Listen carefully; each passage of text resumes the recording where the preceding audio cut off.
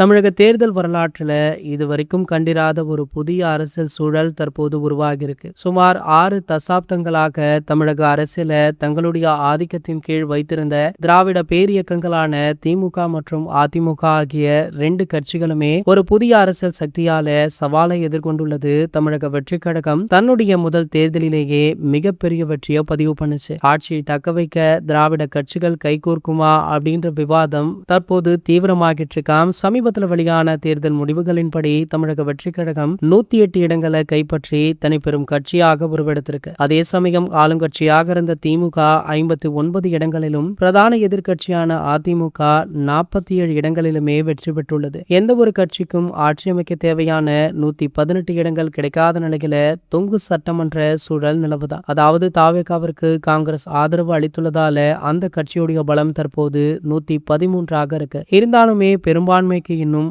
6 இடங்கள் தேவைப்படுது. தாவேகா ஆட்சி அமைப்பதற்காக தடுக்கும் நோக்கில பரம எதிரிகளான கருதப்படும் திமுகவும் அதிமுகவுமே கைகோர்க்கிறாங்க அப்படின்ற தகவல் சோசியல் மீடியாக்கள்ல படு வைரலுமே ஆகிட்டு இருக்கு. இந்த நிலையில பாத்தீங்கன்னா உண்மையான நிலவரம் என்ன அப்படின்ற தகவல் வைரல் ஆகிட்டு இருக்கு. திமுக அதிமுகவுடன் கூட்டணி அமைக்கலாம் அப்படின்ற பேச்சுவார்த்தை ஈடுபட்டு இருக்காங்களா? அதற்கான வேலைகளுமே ஒரு பக்கம் மும்முரமாக நடைபெற்று வருதாம். தளபதி விஜய் அவர்கள் கூடிய விரைவில் எடப்பாடி பழனிசாமி அவர்களை நேர்ல சந்தித்து இது பற்றி விவாதிக்கவுமே இருக்காரா? இது போன்ற செய்திகளை பத்தி நீங்க உடனே தெரிஞ்சுக்க நம்மளுடைய சேனலை மறக்காம சப்ஸ்கிரைப் பண்ணிக்கோங்க.